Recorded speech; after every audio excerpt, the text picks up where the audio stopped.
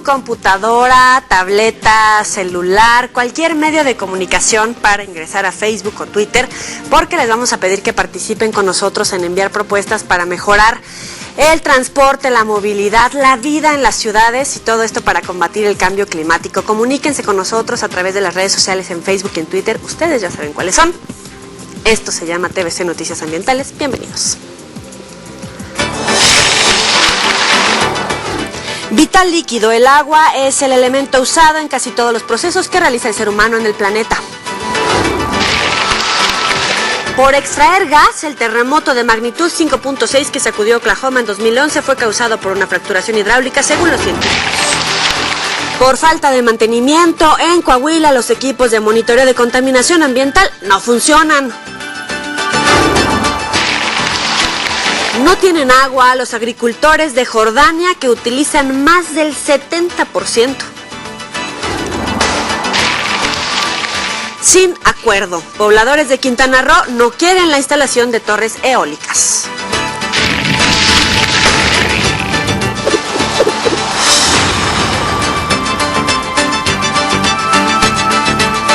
Vamos a arrancar nuestro programa con este video que es un repaso por la historia de la humanidad. Pongan a todos los chamaquitos y chamaquitas frente al televisor para que vean de una manera muy sencilla la evolución del hombre. Como todo al principio era vida animal y con los años apareció el hombre y con él algunos cambios. El planeta lo estamos ocupando cada vez más, pero la naturaleza y los animales cada vez son menos, así que hay que poner las manitas a hacer algo importante. Y de paso, si ustedes quieren ver completito este video o lo quieren compartir, por favor búsquenlo en Facebook, TVC Noticias Ambientales, y en YouTube va a aparecer en el canal de noticias de TVC. Ojalá lo puedan compartir. Touch your mother glass, or swelling away. Ring my bell, you flickering mess. Maybe what's right is right to my left. Y ahora sí nos acompaña Xtabay Padilla, coordinadora de proyectos de cambio climático del Instituto de Políticas para el Transporte y Desarrollo. Bienvenida. Hola, muchas gracias. Cuéntanos, hay que estar listos con el Twitter, el Facebook. ¿Qué vamos a hacer? Mira, hace algunos días ITDP lanzó la campaña 77 Urbano, hashtag 77 Urbano, en donde invitamos a la sociedad civil a participar en que ellos manden propuestas a su gobierno, en este caso al gobierno federal, en materia de movilidad, cambio climático, desarrollo urbano y energía. Nosotros hicimos una serie de propuestas que creíamos que eran importantes que la sociedad conociera y queríamos sociabilizarlas. Y esta fue una idea que ha sido acogida afortunadamente muy bien por algunos urbanistas y por la sociedad en general. Entonces es muy interactiva. Queríamos que la sociedad se metiera, se exigiera, pero también conociera las políticas que existen y hiciera recomendaciones acerca de otras. Amigos, su fusil en esta ocasión no va a ser una pluma, sino un hashtag. Hashtag 77 Urbano. ¿Y más o menos qué propuestas han mandado? ¿Alguna que te acuerdes? Mira, en términos de desarrollo urbano, por ejemplo, exhortamos a la sociedad civil para que mande propuestas como hacer un desarrollo compacto, mixto y denso, es decir, que no hagamos ciudades hechas a la periferia, o sea, ciudades o mandemos a nuestros habitantes a las periferias, sino que hagamos ciudades concentradas, recuperemos espacios urbanos en la ciudad, reciclaje urbano, lo que se llama, lo que muchas personas conocen, es decir, colonias que están deshabitadas, recuperémosla para mejorar la calidad de vida de los habitantes que viven ahí y mejorar el medio ambiente. Es decir, o sea, mejorar, por ejemplo, un parque, alguna cancha de básquetbol, limpiar la zona, que hacen falta basureros o cómo. Más bien está pensado en términos de vivienda, de hacer, por ejemplo, un desarrollo habitacional en la Doctores, ¿por qué no? Que está un poco abandonada y ahí poner infraestructura, un cafecito, un súper, que te motive a ti a caminar, a vivir las calles, a hacer caminables las calles. Y transporte sustentable. En este caso promovemos el transporte no motorizado, que son bicis y peatones. Ok, vamos a seguir platicando de esto, pero ya que nos están invitando a caminar y a tomar un café, ¿ustedes se han preguntado cuántos litros de agua se necesitan para producir los alimentos que consumimos? Vamos a verlo. El agua es el elemento usado en casi todos los procesos que realiza el ser humano en el planeta. Es un recurso natural renovable, pero cada vez es más difícil contar con un acceso sostenido a fuentes de agua de calidad óptima y en cantidad adecuada. Hay zonas en el mundo donde el agua es un recurso tan valioso como el petróleo o los diamantes, pero con una diferencia, que sin agua no hay vida. El vital líquido es usado en la agricultura, la ganadería, en las industrias, en el hogar, en todos lados. Aquí, algunos datos obtenidos de la Organización de Naciones Unidas para la Agricultura y la Alimentación, la FAO, que los dejará sorprendidos.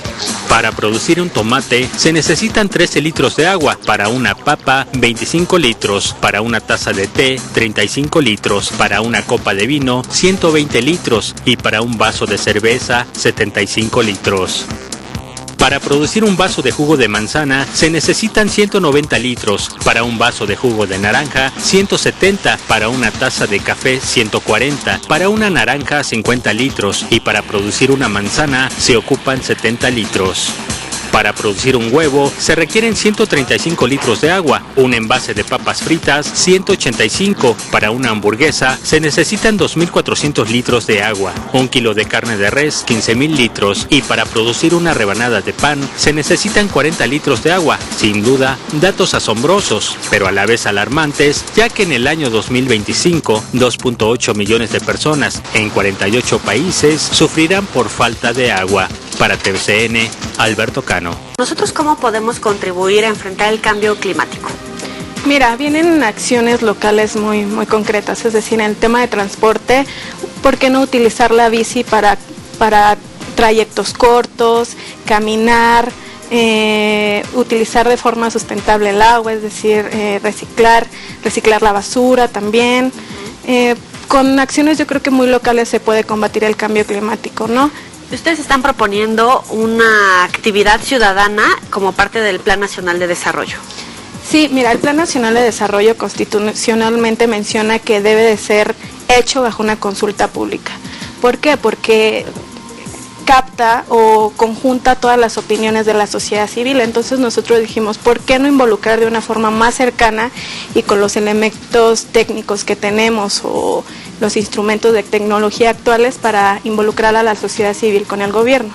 Entonces hicimos este sitio que es muy interactivo, los invito a que lo conozcan. Y repítanos las direcciones.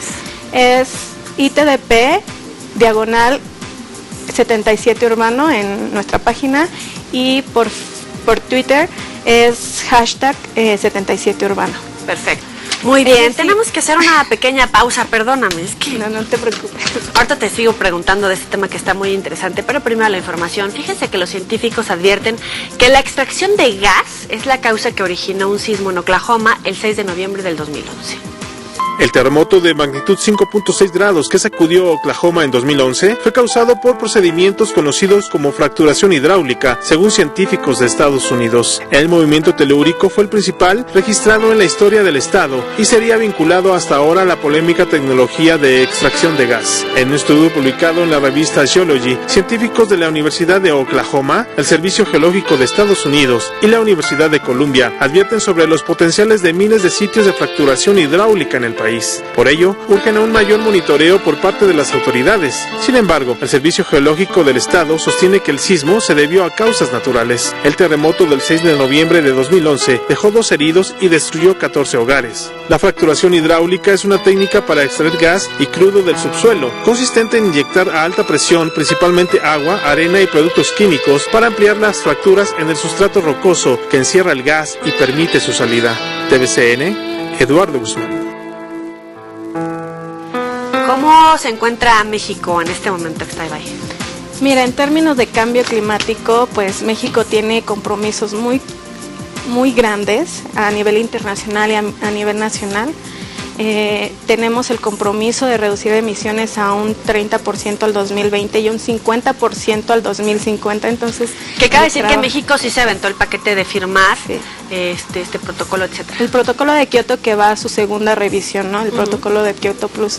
México se encuentra entre los 13 países con mayor número de emisiones y bueno, somos una economía en crecimiento, ¿no? Necesitamos medidas urgentes, no solo en la planificación, sino en el presupuesto. Es decir, cómo planeamos y qué tanto le invertimos dinero para mitigar y adaptar el cambio climático. Por ejemplo, ¿la ley sí contempla ya etiquetados estos recursos? Sí contempla lo que es un anexo transversal, es decir, que los gobiernos locales o el gobierno federal, si implementa una política de cambio climático, pues se etiqueta. Además promueve... ¿Tienes algún ejemplo? Como acaba de entrar el anexo transversal, todavía se espera que en este año pues ya haya un apartado o un ejercicio hecho de esa forma. Pero también algo muy interesante es de que contamos con un fondo de cambio climático, es decir, el gobierno federal está creando o creó de acuerdo a la ley un fondo específico para combatir el cambio climático. Como por ejemplo, ¿en qué acciones? Porque a veces, por ejemplo, hay nevadas, inundaciones, etcétera, y vemos a la gente que pasan los meses, no han recibido un solo peso de ayuda, la siembra ya no se da, las tierras ya están ahogadas o secas o congeladas, etcétera, y el dinero sigue sin fluir. Lo que impulsamos nosotros, las organizaciones civiles e ITDP, es de que estos fondos sean transparentes y que sean verificables. Es decir, que los fondos que van a este tipo de proyectos sean evaluados por un comité y sean verificables. Yo sé que la adaptación es un tema que se ha rezagado, que no ha habido la suficiente respuesta por parte del gobierno, pero en cuanto a la ley lo establece y exhortamos al gobierno a que se cumpla. Muy bien, ustedes muy bien, ojalá que el gobierno ponga atención en estos exhortos. Pero miren, hay nada más para dejarles este ejemplo. En Coahuila los equipos de monitoreo de contaminación ambiental no están funcionando. La región lagunera es una de las zonas consideradas como las más contaminadas del mundo. Los datos nada favorables datan desde 1940 por la utilización masiva del DDT, utilizado para la agricultura. Bueno, tenemos la red de monitoreo que está equipada básicamente con equipos mecánicos, ¿verdad? Son motores de compresores que nos hacen pasar un cierto volumen de aire, de tal manera que estamos haciendo pues una medición más o menos continua. Las mediciones se dan en partículas suspendidas totales y partículas menores. Sin embargo, el equipo de red no opera al 100%. Ahorita tenemos un problema porque por la cuestión económica tenemos fuera 3 equipos, estamos trabajando con 4 básicamente. En cuanto a la laguna de Durango, se cuenta con 3 casetas de medición, pero estas no dependen del municipio de Gómez Palacio. Nosotros recordarles que tenemos un programa de calidad del aire de la zona metropolitana y uno de los acuerdos dentro del grupo de trabajo que tenemos es que la Secretaría de Recursos Naturales y Medio Ambiente del Estado de Durango que está a cargo de ellos, las casetas de monitoreo. Ellos diario recogen los datos que arrojan las casetas. Respecto a la calidad del aire, se indicó que los años posteriores afectó la helada negra, la cual provocó niveles superiores a los 360 microgramos por metros cúbicos, mientras que en lo que va del año ha variado entre los 260 y 220, arriba de la norma de partículas suspendidas totales. Griselda Anguiano, Mega Noticias. Estamos viendo durante todo el noticiario varias notas que nos hablan acerca de los efectos del cambio climático o de autoridades que no hacen cumplir la ley o bien legisladores que de repente hacen pura letra muerta, pero mucho de esto tenemos responsabilidad nosotros como ciudadanos y por eso es que los estamos invitando a que participen en Facebook y en Twitter con esta campaña. Ahorita les vamos a volver a repetir todos los datos, primero una pausa y ya volvemos.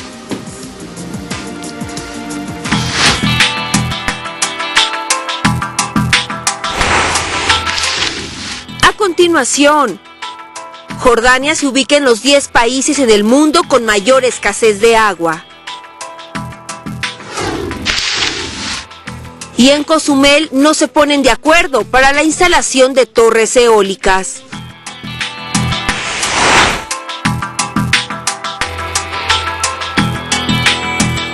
Hola, Perdón, Hola. Te quería hacer una pregunta. ¿Tú sabes cuánto pagarías de interés en Nacional Monte de Piedad si tú empeñaras, por ejemplo, tu cámara? No sabría decirle. Por decirte algo, lo que vale la correa. Es el interés más bajo del mercado. ¿En serio? En serio, te lo juro. Solo en Nacional Monte de Piedad pagas el 3% mensual y nada más. Por algo es el mejor trato. ¿Quieres conocer la plancha giratoria más sorprendente que existe? Presentamos Wet to Dry, la InStyler de la próxima generación. Ahora ya podrás secar y además estilizar tu cabello al mismo tiempo. La InStyler original, que vendió más de 9 millones de unidades, te encantó. Y ahora es todavía muchísimo mejor. La increíble InStyler es ahora Wet to Dry. Estiliza tu cabello saliendo de la regadera, dejándolo resplandeciente y extraordinariamente sedoso. Crea rizos fabulosos que te durarán todo el día con volumen y cuerpo. E inventa estilos sexys como los profesionales, todo sin que tengas que usar secadoras.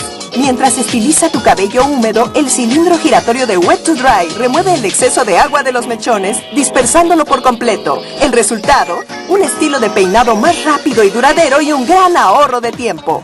Mientras lo seca y lo estiliza, suaviza tu cabello sin dañarlo ni aplastarlo. Y sin tener que presionar como con las planchas ordinarias.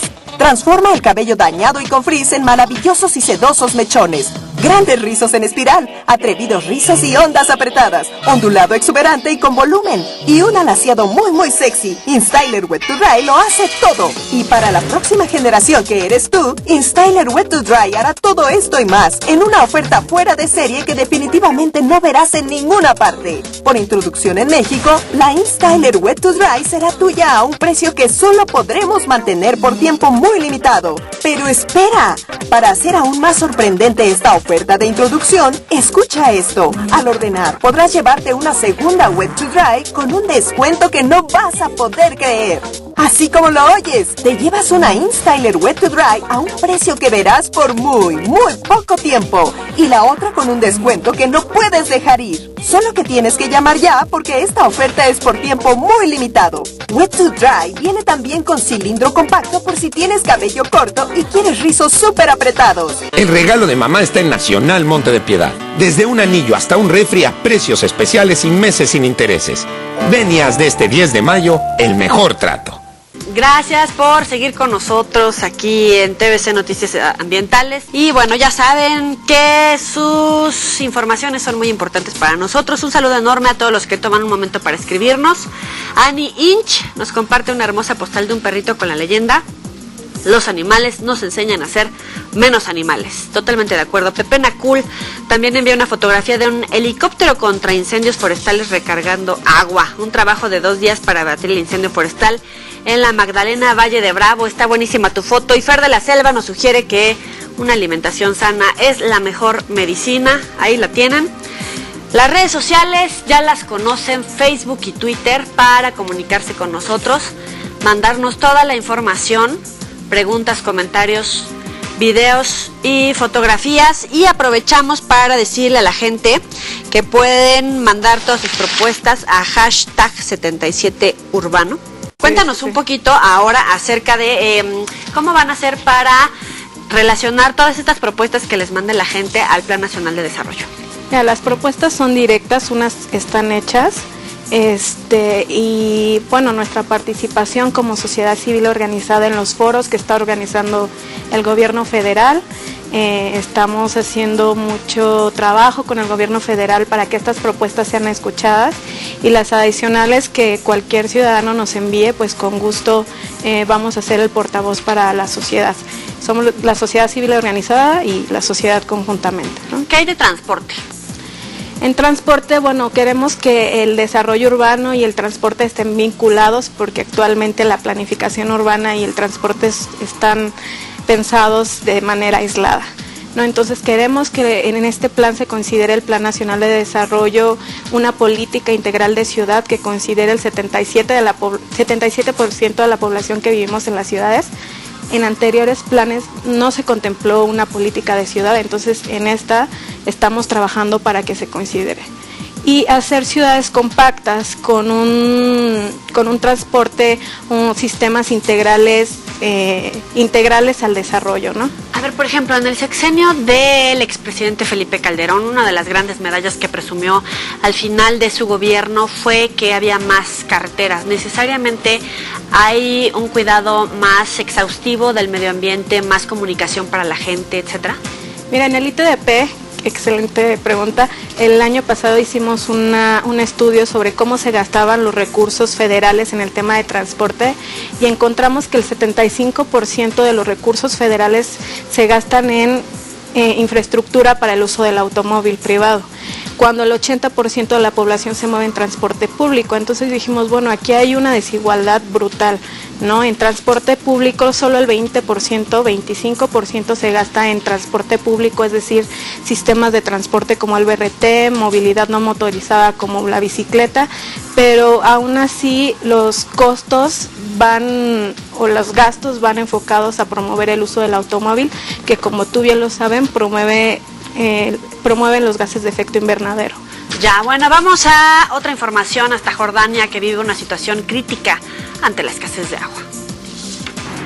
La escasez de agua afecta severamente la agricultura y la vida de las personas en Jordania, un país que toma su nombre del bíblico río Jordán. Con menos de 1,000 metros cúbicos de agua potable disponible por habitante, actualmente el país se ubica como uno de los 10 en el mundo con mayor escasez. Los residentes de la ciudad de Amán racionalizan la poca agua que les sale de los grifos. No tenemos suficiente agua para 3 días seguidos, así que tenemos que conseguirla con otros vecinos o traerla de otro lugar y pagar hasta 5 veces el precio. El alto crecimiento demográfico, la sobreexplotación de los pozos subterráneos y los impactos del cambio climático pueden agravar la situación en el futuro. Esto sin duda son malas noticias para los agricultores de Jordania, que utilizan más del 70% del agua en el país. El agua abastece únicamente la mitad de nuestras cosechas o incluso menos. Debido a esto, muchos agricultores abandonan sus tierras. Para prevenir esta situación, el gobierno de Jordania invertirá varios millones de dólares en una multinacional que potabilizará el agua desde el Mar Rojo hasta el Mar Muerto. Pero en lo que el agua empieza a fluir, pasarán varios años. Ahora, la pregunta es, ¿podrá esperar tanto tiempo un pueblo sediento? TVCN, Eduardo Guzmán. Estábamos platicando aquí con Shtabay, el hecho de que se construyan más carreteras necesariamente ayuda, por ejemplo, a la comercialización de los productos, acercar comunidades, o está mal planteado. Mira, yo creo que no está mal planteado, pero sí se deben desarrollar capacidades locales para promover el transporte de mercancías, porque estamos hablando en este caso de transporte de mercancías. Es decir, organizar a los productores y a los compradores para que en 1 o 2 camiones, se depende de la capacidad que se necesite de carga, pues vayan a la central de abastos a distribuir sus productos, ¿no? Y bueno, y generar la infraestructura local necesaria para que una gente no tenga que ir de un poblado chiquito a comprar, no sé, algún medicamento a la gran ciudad, ¿no? Es decir, demos a la sociedad y a la sociedad principalmente de los servicios básicos, para que ellos puedan satisfacer sus necesidades, ¿no? Aquí en el Distrito Federal, por ejemplo, está comenzando a operar el nuevo transporte ecológico de Tlalpan, la sustitución de microbuses por otro tipo de transporte que reduce más o menos 90% de las emisiones de gases de efecto invernadero. ¿Este es un paso hacia adelante o también está planteada ahí con truco? No, yo creo que toda sustitución de microbuses por empresas que promuevan el transporte sustentable es bueno para la ciudad. ¿Por qué? Porque organiza un transporte que se ha caracterizado por estar en el caos, de hacer paradas en lugares no específicos, de ser inseguros. De cierta forma, este tipo de transporte ayuda a promover la accesibilidad al transporte y viajar de una forma más tranquila, segura y confortable para los usuarios. Accesibilidad, pero sí es cierto que falta, por ejemplo, espacio, el diseño de banquetas para sillas de ruedas, para bicicletas. De verdad, el que ha andado, por ejemplo, lastimado de una piernita, se enfrenta a dificultades que no necesariamente nos damos cuenta. Con el simple hecho de bajar una escalera o de bajar, por ejemplo, con una silla de ruedas y de repente del otro lado no encontrar una subida o las escaleras que están diseñadas solamente para la gente común y corriente. Falta muchísimo, pero primero vámonos a Quintana Roo. Allá el proyecto de instalación de torres eólicas en Cozumel está causando polémica. El presidente municipal Aurelio Joaquín González manifestó que él no está a favor del proyecto de las torres eólicas para Cozumel. Esto ya se veía venir. Quiero decirles que la manifestación de impacto ambiental, la segunda que se hizo del parque eólico, estaba mal hecha. Y obviamente Semarnat la hubiera tenido que, pues obviamente dar pues de baja o darle palo, como dicen vulgarmente, porque pues estaba mal hecha esta segunda mía. Y bueno, me imagino que la empresa decidió retirarla antes de nosotros, desde la Semarnat, poder darle el veredicto. Imágenes, William Nuamo.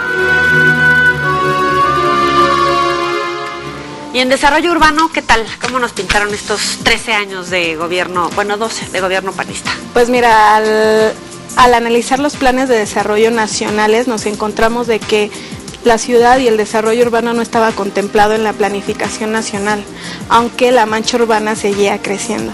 Entonces era una política inexistente. Actualmente tenemos la ventaja o la posibilidad que con la nueva Secretaría de Ordenamiento Territorial, la SEDATU, podamos ayudar al gobierno, que el gobierno promueva políticas de desarrollo urbano. Tú te habrás fijado actualmente que las ciudades están totalmente dispersas, ¿no? Las concentraciones económicas se encuentran en lugares específicos y esto genera un caos en la ciudad. Cada vez es más difícil moverse en ella. Oye, pero el gobierno federal actual está a prueba, porque para promesas pues tuvimos varios sexenios priistas. Entonces vamos a ver cómo resuelve el tema del Plan Nacional de Desarrollo, cómo realmente enfrenta los efectos del cambio climático. ¿Tú cómo lo ves en este momento, cambio climático en nuestro país? Mira, yo creo que el país tiene muchas posibilidades de mitigar. Ha sido un país líder en cuanto a políticas de cambio climático. Evidentemente necesitamos el trabajo conjunto de la academia, de la sociedad civil, de los privados y del mismo gobierno para solucionar el problema de cambio climático. ¿Cuáles serían como los tópicos para ir reduciendo este impacto, la sustitución de transporte, mejores planes de desarrollo, etcétera? Una planificación que esté encaminada a reducir los impactos de los gases de efecto invernadero en el país, como mediante proyectos que los mitiguen, es decir, de energías renovables, transporte sustentable, captación de carbono en el sector forestal de manera sustentable e integral, implementación de políticas para mitigar como el de residuos en ciudades. O sea, se necesita el apoyo y la colaboración de los 3 niveles de gobierno.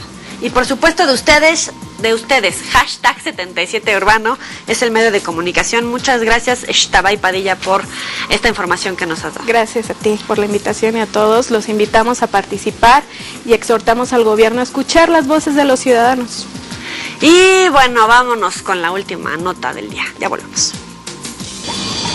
A mayor calentamiento global, menos hielo en el Ártico. De continuar esta tendencia, la temporada de caza para los osos polares se acortará. Con una situación así, son más necesarias las reservas de grasa. A futuro, esto implicará la supervivencia del más gordo dentro de esta especie. Así lo indica un estudio publicado en la revista de Ecología Animal de la Sociedad Ecológica Británica. El equipo de la Universidad de Alberta, que realizó la investigación, notó que los osos no son capaces de cazar focas cuando el hielo se derrite. Por lo tanto, utilizan sus reservas de grasa para sobrevivir. A pesar de que estos animales son excelentes nadadores, el hielo marino juega un papel crucial para su supervivencia, ya que lo usan para desplazarse, cazar, aparearse y descansar. Cuando ocurre el deshielo, los osos deben trasladarse a tierra firme. Una vez allí, no pueden cazar focas y deben confiar en sus reservas de grasa hasta que vuelva a formarse el hielo.